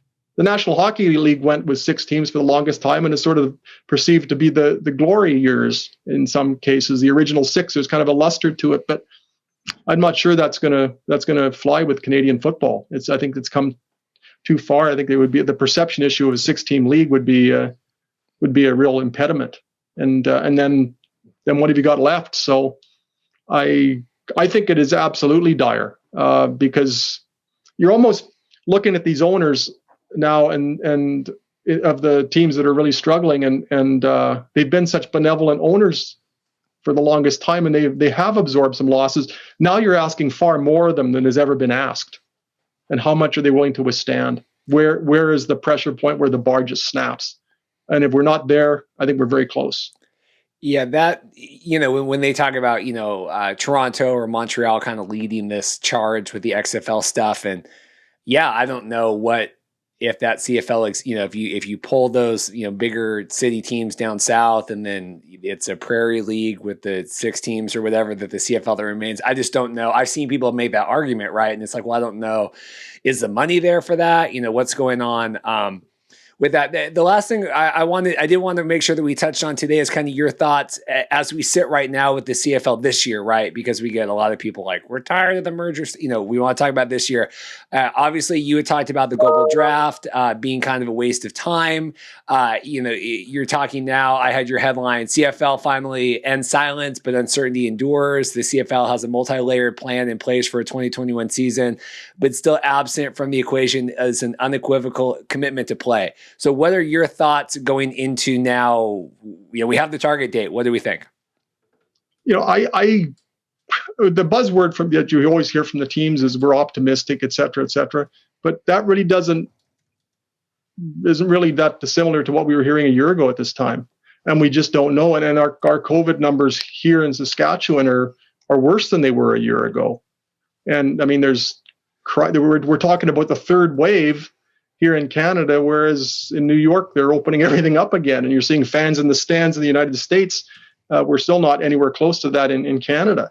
So arguably the COVID situation is more of an impediment now than it was a year ago, despite the vaccination rollout that is taking place here. And that's what really makes me wonder. I think we've assumed right from the start that, okay, you can think in January when the vaccine talk really began, or when the layout of the schedule took place, that, okay, by the spring we should be fine. Well, now we're pushing May, and the numbers are terrifying. And I really don't see where there's going to be a huge change anytime soon. We just keep seeing the same numbers rolling out, even though more people are being vaccinated. There's still too many people dying, and there's hundreds of people suffering. So now here we are almost in May. Can we just, is it now a safe assumption that things will be okay by July or August? I'm not sure you can make that assumption anymore. And given that, there wasn't the will on the part of the teams to proceed with the season and pay for it themselves last year, even it was a 6 games per team regular season starting in September in Winnipeg. And they didn't want to pay the $30 million themselves. Well, they may very well be facing the same scenario again this year. Yeah. If they didn't want to do it a year ago, would they want to do it this year? They've demonstrated in the past that there isn't that inclination. So despite everything that's been heard and everything that's been said, I'm becoming increasingly skeptical, because I just want to, what's the old saying? Talk is cheap, money buys whiskey. I want to see an actual unequivocal resolution to play. And that the press release that the CFL put out last week said there will be CFL football in 2021. Okay, good. But then as you kept reading further into it, it was that if this happens, if that happens, this qualifier, that qualifier, and then by the end, we're optimistic. Well, where is the complete unequivocal declaration that they're going to go ahead? And the further we go without hearing that, the more we have to wonder. And and simply, if they do play this year, it really doesn't necessarily address their financial situation. There'd be small crowds in the stands, maybe for a gate-driven league. They'd lose some money either way. Do you want to get hit by a Volkswagen, or do you want to get hit by a truck? Either way, you're going to get hit by the vehicle. It's just a matter of scale. But are they willing to absorb or welcome that collision at all? They've proven, and they proved last year that they weren't willing to. There may be more of an imperative this year, because 2 years out of circulation might be fatal. Yet, again, you put it in the XFL context, and they're mothballed for the time being, and they're trying to. One of the things that hurt the CFL when it expanded to the United States in '95 is that they did it too impulsively. And you can serve up, if you've got the money, you've got an expansion team, and oh, by the way, your first game's a month from now. And it's only a minor exaggeration. Yeah. And so because they didn't go into it with enough care and attention, that was ultimately injurious to the entire concept. So there may be an argument that, okay, if you're just going to proceed with a fragment of a season, maybe you just build it from the ground up and start from scratch and hope that 2022 is what 2021 hasn't been so far. And then there's sort of a conformity to the the XFL model, because they've mothballed it for a year. And maybe the timing of the alliance might work better if they're both trying to get themselves going at the same time. Because simply playing this year isn't going to be the salvation of the Canadian Football League. It would be nice, but it's not without cost. Yeah. And they're not in a position to absorb many costs. So I'm really, the longer we go, I'm really becoming skeptical and worried. I'd love to see it again. It's something I've loved since I was a kid, and something I'll always love, and I dearly miss it. Good stuff. Very good insight from Rob Vanstone. We appreciate your time, and we appreciate you joining us here on the Markcast. Well, thanks, Paul. Thanks, Reid. It's been a pleasure to chat with you, and I look forward to listening to the subsequent podcasts with my wonderful dog, Candy, who's also a fan. We appreciate it. Thank you. Yeah, we'll count 2 on your subscriber count for you and Candy. So thank you. We appreciate your time and the listenership as well. So thank you. Thanks for your time. Have a great day. And stay safe up there. You too. Thank you so much. And we're back. Want to thank Dan Ralph, Rob Vanstone for both joining us here on the Markcast. The Markcast now. And thanks for giving their insight into, whole pie in the sky. Dan had a good point. 9-game season, keep it within the divisions, play the Grey Cup. I like that idea. I think it's the most reasonable idea that they could come out with. Hopefully someone's listening. Hopefully. You know what I like? I like talking to a variety of voices and opinions on the podcast. That's my.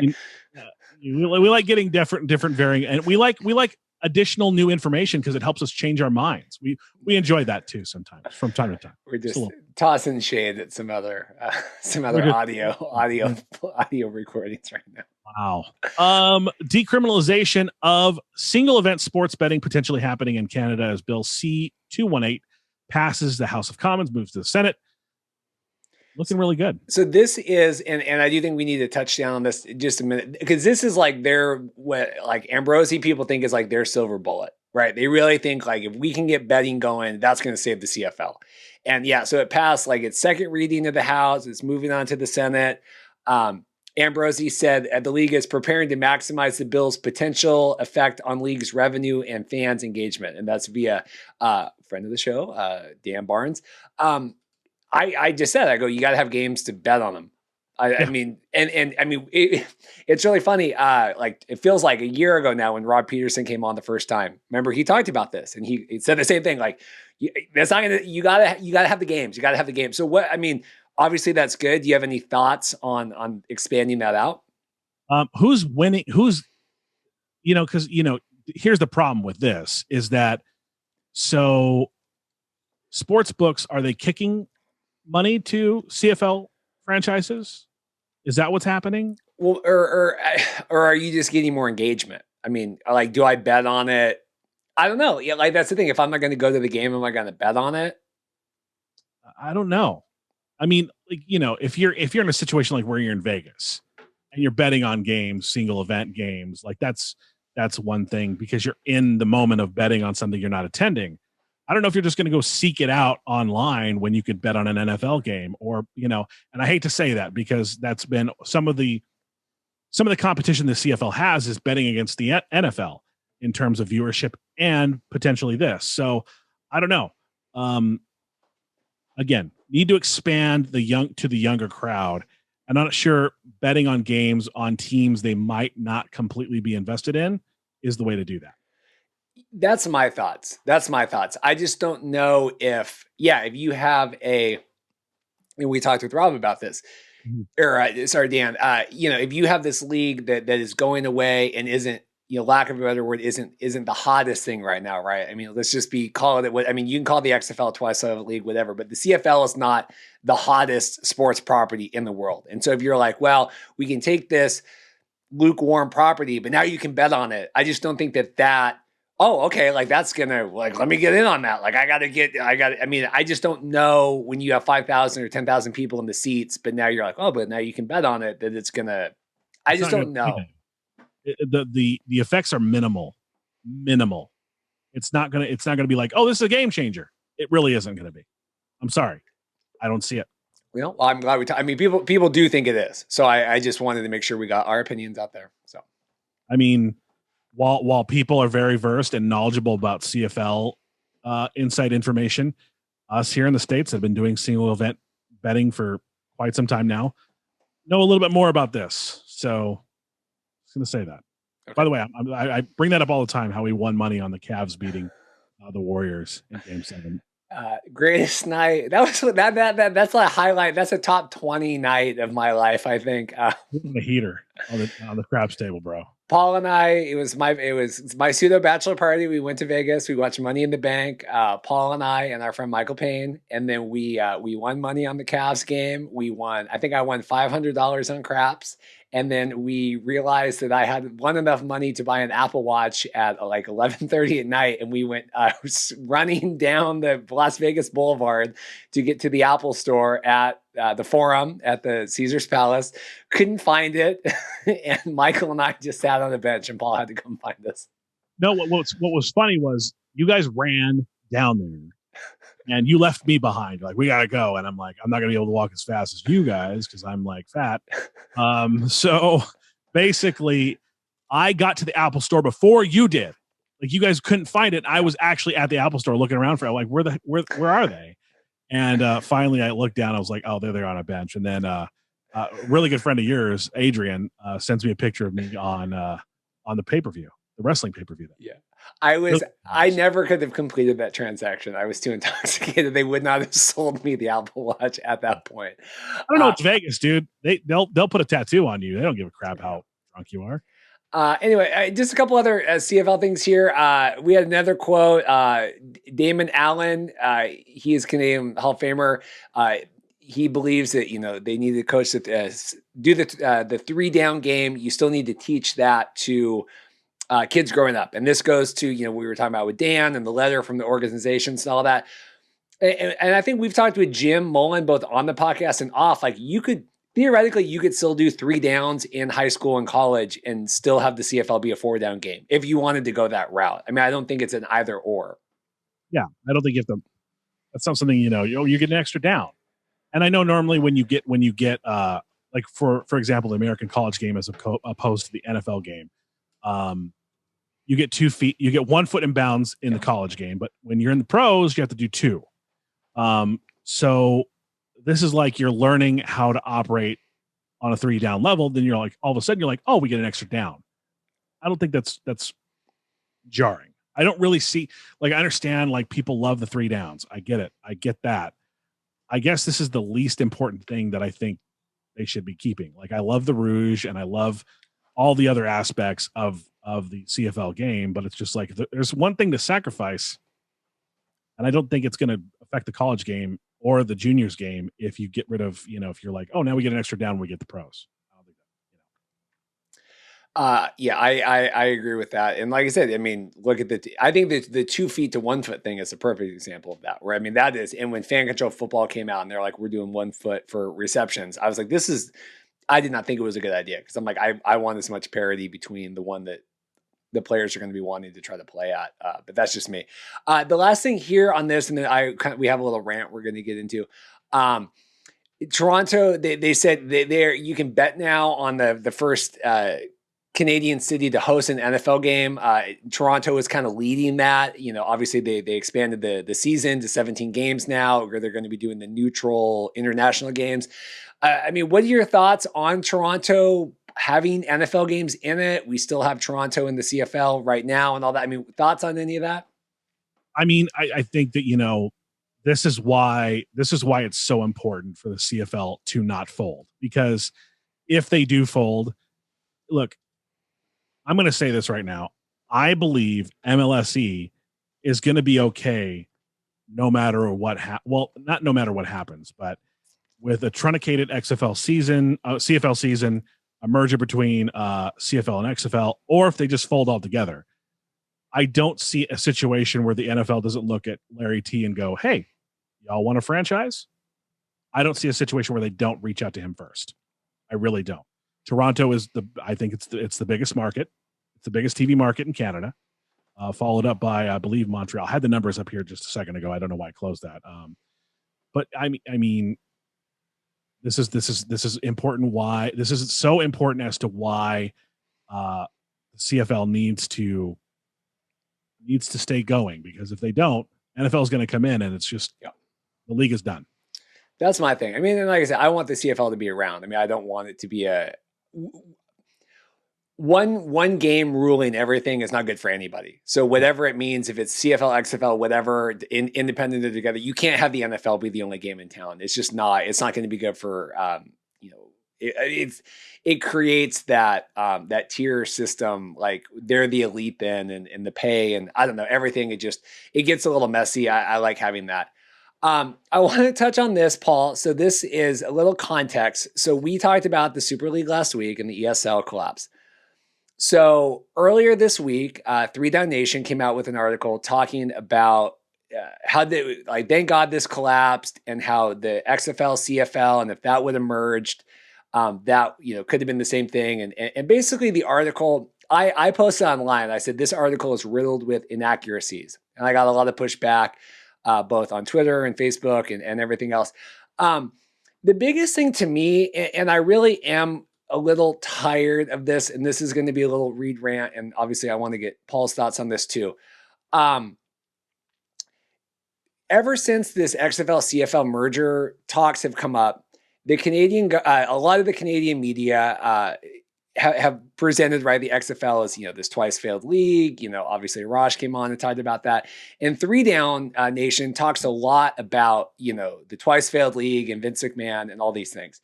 And so then what happens is I get a lot of comments and they're like, well, basically like they created this narrative and now they are also now perpetuating the narrative that they created, if that makes sense. Totally makes sense. Like, and we talked with Raj about this, like, the 01 thing is not the same thing. Vince McMahon, 2019, not the same thing. And the big quote that I had on this was, and this really infuriated me. This is the quote from the article. The most recent time, the XFL has gone out of business twice. The most recent time was pandemic related. Quote, but if Vince McMahon truly believed the second XFL had the chance to succeed long-term, do you really think he would have pushed the eject button so quickly? That's a quote that's written, right? And I go, and we've said this for, months and months and months and months, when all the pandemic stuff went down, WWE had $1 billion TV contract between Fox and NBC that they did not know if they could run events to fulfill. And so Vince McMahon, I think, had planned on dumping the XFL, buying it back, saving some of the debt, whatever. But the fact that they're like, well, he didn't believe in it and clearly it doesn't work. And that's why he dumped it. That's a false narrative. What do you think about that? I mean, they're not taking into account the WWE thing. Like, the product was suffering, and that's his bread and butter. And none of these articles none of the things Arash says ever take any of those variables that Vince could control into account. And that's the problem. It's just like you're eliminating 50% of the reasons why. And it's dishonest. Yeah, it's not telling the whole picture. You're being very selective with your facts, and you're presenting a narrative. You're only presenting the facts that support your narrative. Okay, bankruptcy twice. I get it, but look at the reasons behind the bankruptcy. Dig a little deeper. Do your research. I hate to hear it, but do some research and realize that's what happened. Well, and friend of the show, CFL America on Twitter, it's our league now is the display name. Because I tweeted out, I said, I'm tired of this and, figure this stuff out. He goes, 99% of America still equates the XFL with Vince McMahon. It's a tough sell, dude. And I go, yeah, but like dishonest articles like this don't help that.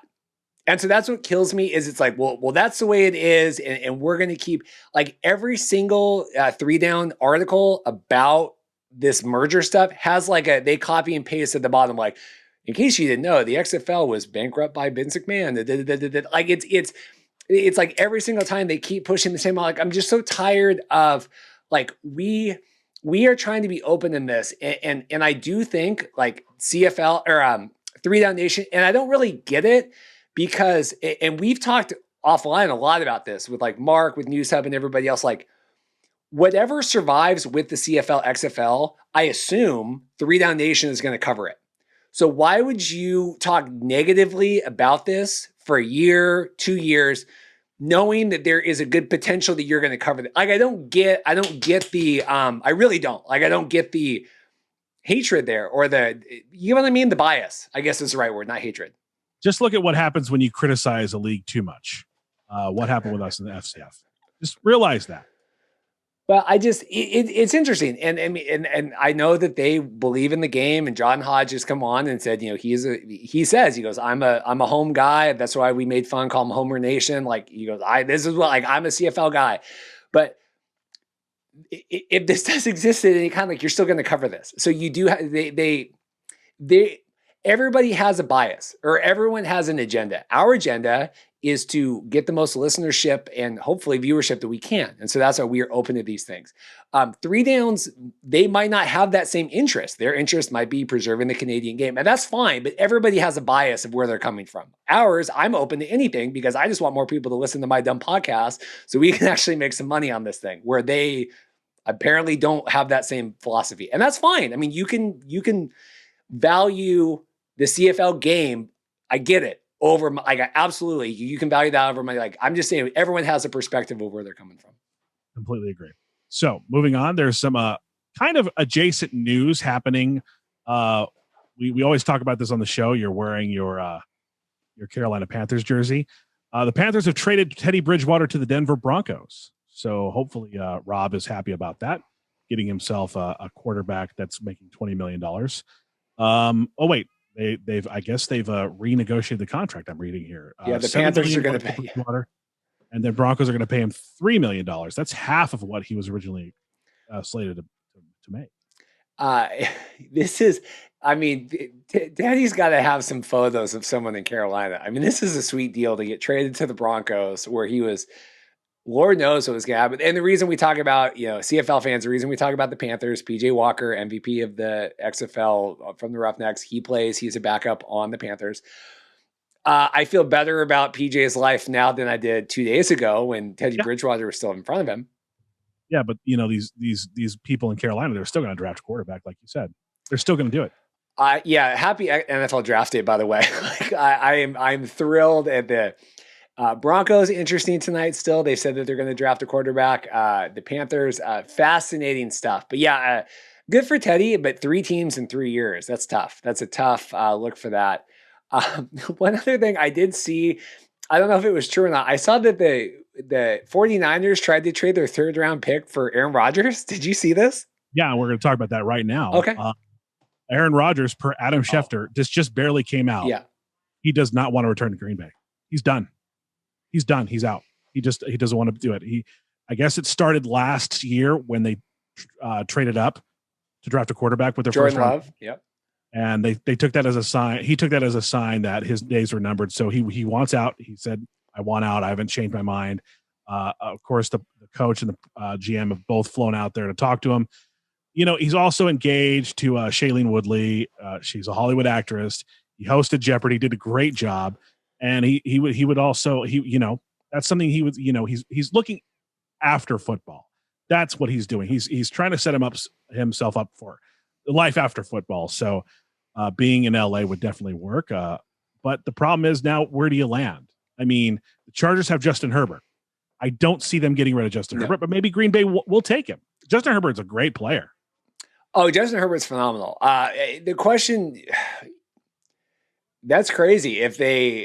But like San Fran, I don't get what they would want. I mean, you figure Rodgers only has like 2 years left, right? I mean, 2-3 years maybe. I mean, tops. So to give up, I mean, I don't think that made sense at all for the 49ers, where you're going to give up. I mean, if you draft at number 3, that is Kyle Shanahan's quarterback for the rest of his life as a coach in San Francisco. I mean, you would hope.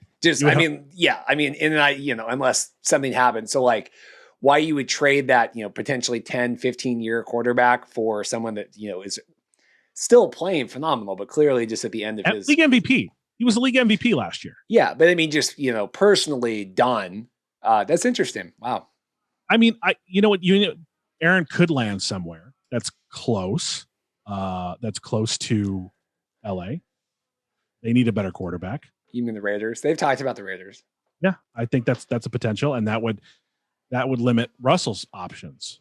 Because I know it came out recently that Russell was everything's all kumbaya over there, but I don't know.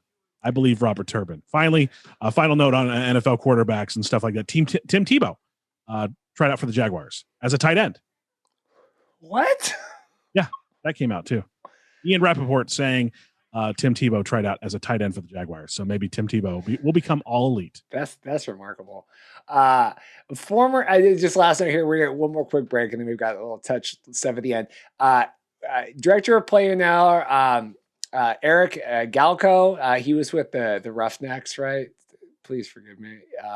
He's the he's going to be with the Shrine Bowl. I don't know what this is. He's the director of football operations and player personnel for the Shrine Bowl. What is the Shrine Bowl?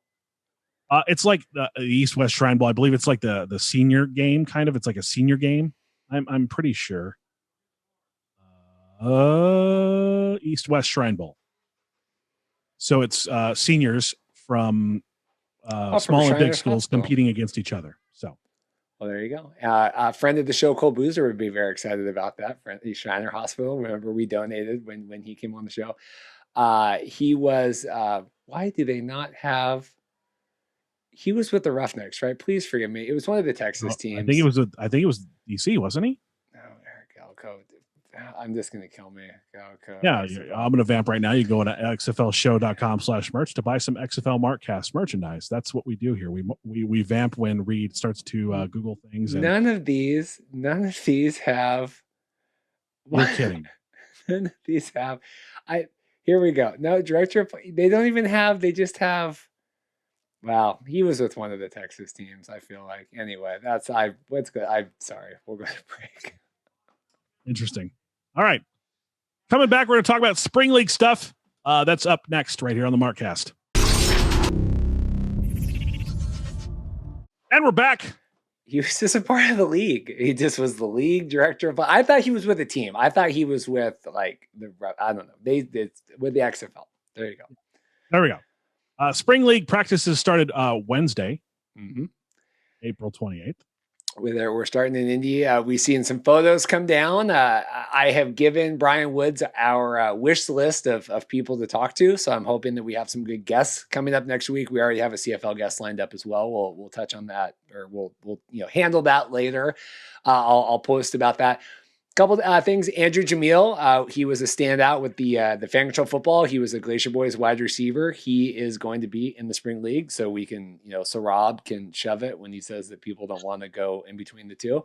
And friend or non-friend of the show, hopefully friend of the show soon, Brandon Silvers, Seattle Dragons quarterback, playing for the Conquerors. Who would have thought? Cool. You want to change your pick now? For the Jousters, or are you going to stick with the Jousters? No, we're the Jousters all the way, because with Gilbride and Perez. One thing and Vince, friend of the show, All Football Scout, when they announced Kevin Gilbride and Luis Perez and all that, they're like, they formerly played together, and they never mentioned the XFL. And I screamed again last night, like, it is okay if you're the Spring League to acknowledge that people played in Fan Control Football or XFL. Same with Fan Control Football. Same with XFL. Like, the people that watch one of these leagues watch all these leagues. And so it kills me when they're like, oh, here's a former connection. You're like, well, what is the connection there? Because they don't want to say they both played for the New York Guardians. So it is okay. It is okay. Brian, I'm going to give him a note. I'm going to email Brian Woods. I'm going to say it's okay to acknowledge the XFL. You worked together. You took money from the XFL. They paid you to test the rules. Yeah, this isn't like, 1980s WWE where you didn't pay attention to the fact that Andre the Giant did lose every once in a while. This isn't like that at all. No, we can pay attention to other things that are going on. Do you know anything about Ryan Mallett? Ryan Mallett. Yeah. I do remember that he was in the league for a cup of coffee. He's playing for the Generals. He is replacing friend of the show, Brian Scott. Brian Scott's working on getting in the NFL camp. So, the Generals will be having a new quarterback under center for them. Cool. Just a couple other Eric Dungy. He played he was a backup for Landry Jones. He's going to be playing for the Blues. Nick Fitzgerald's going to be playing for the Sea Lions. We know that Perez is playing for the Jousters. So they're kind of getting all the quarterbacks. It was really exciting to see Brandon Silvers there. I do think that's a good, to me, that's a very surprising person to get in the league, because it seemed to me like Silvers was kind of done with football after the XFL and the whole BJ experiment and all that with the Dragons. So it is surprising to me that even if he is not paying, that he is not getting paid, I would presume, to go play. I'm just surprised. I'm surprised they got Silvers, but I think that's a good. What do you think about Silvers playing in the league? I think it helps grow the audience for the Spring League, because he's a recognizable name to people that have watched, alternative football leagues. He's a very recognizable name. So getting Silvers there can only help in terms of drawing some viewers in. I mean, we're not going to talk about you're not talking like tens of thousands of viewers. But some people are going to be like, oh, Brandon Silvers is playing. I remember him from the XFL. Let's see what's going on. It's going to bring some people in. Definitely will bring some people in. I mean, there was 8 starting quarterbacks in the XFL. So I think like the fact that you got like, I mean, I know there was a couple more because like the people moved and Cornelius and all that. But like if you can get Luis Perez and Brandon Silvers and they can play, I think that's good. Completely agree. Finally, I don't know why we're still covering this, but go. We did a couple Fan Control Football notes. I got an email this week. You can still buy in if you want to buy into a Fan Control Football team. I thought that was closed down, and they opened it back up, and then they sold. I won't be investing. Yeah, and then the key to me is I got an email. Now they're selling like retro shirts. And I thought, well, this is wonderful for a league that's been around for like, well, I know it took like 6 years to build, but 1 season of the thing, but you can buy retro like Marshawn Lynch owners t-shirts now. So, so I mean, when I see something like that, like a 1-year-old league selling retro shirts, it like makes me think of the WWE, and seeing someone that just got moved up from NXT and just saying, oh, that's vintage Bianca Belair. Like she's been there for 5 minutes, but now you're saying vintage Bianca Belair. Like it's retro shirts. Like, there's no retro here. I will say, and this is a really honest note about all this at the end. I'm very surprised how dark Fan Control Football has gone like post. And I know that they're working and whatever, but I've talked a lot with Jake Henry about this online. Because they're still doing like weekly shows, right? Like on Thursdays, they're still doing, I don't know what they talk about, but they're still doing shows. And like their viewership is like in the thousands. Like it's really, really low. Or like it's not. And I'm like, man, it's, I get it. And to come out and you talk about viewership or whatever before, but then like they just went dark. I mean, I haven't seen Patrick D's tweet in forever. I haven't seen Rob tweet. I haven't seen like Ray Austin posted after the George Floyd thing. Like they did a post, which I thought was nice. The Ray Austin, as a minority commissioner of a league, I thought that was great that he came out. I mean, I'll give credit where credit's due. I thought Ray Austin, that was nice, that he did that, but scary to me that they just went dark. And do you have any thoughts on that before we go? Them going dark and not, I know they sold the highlight as an NFT. I know they did that, but other than that, I haven't seen much. I think I saw Patrick tweet to somebody a couple days ago, but the going dark thing, I don't know. If your league is as successful as you say it is, wouldn't you want to keep that in the mind, in the court of public opinion, and keep that fresh and relevant? Because you say you're going to play twice a year, right? Mm-hmm. Yeah. So what technically 5 months away from the second season? Why aren't you doing more things to get ready for that second season? I just think it's odd. I'm sure that the interns and stuff I joke, but I'm sure it was like interns that ran some of those social media accounts. I mean, it just seems like it's kind of like Game of Thrones, and it was this big thing, and now like we don't talk about it. It's so weird. But it's weird. Like it's weird that it's just fallen so far off the radar, and I just don't. Anyway, I thought that was interesting. So I don't understand. All right. With that being said, we thank you for another 2-hour episode listening to us for probably 2 hours. Reid keeps doing this to me. It's okay. I understand. And there's a lot to talk about in terms of the CFL thing, and we appreciate everyone listening. We appreciate the constructive criticism, the helping of us getting our info and everything, and helping get us up to speed on the Canadian game. What we don't like doing is dealing with trolls or dealing with people that are stepping into waters and kind of just being trolls. We don't appreciate that. So yeah, it's a lot of work. A lot of work that's put in. Thanks to Dan and Rob for coming on. I really appreciate. Yes. I mean that when we get like, these are real professionals that real cover this, like for reals. I mean, I know we cover it, but like, this is like Rob's life. And so Dan's life. And so I do appreciate when they, I mean that when I don't take for granted them, taking the time to come on and share what they know. I completely agree with that sentiment completely. And we appreciate you listening to us. Leave us a review. Zoe is empty, so we must be done. So leave us a review, xfl-show.com/review. If you want to buy some merch, xfl-show.com/merch. We're probably changing the name of that website soon. Also, subscribe to us on YouTube. We'll be doing another giveaway when we hit 2,500 subscribers. We're already more than halfway to 2,500. And and don't forget the hat if you do the review. I'll pick one of you guys next week. We'll do the hat. Perfect. So do all that, and we'll see you next week.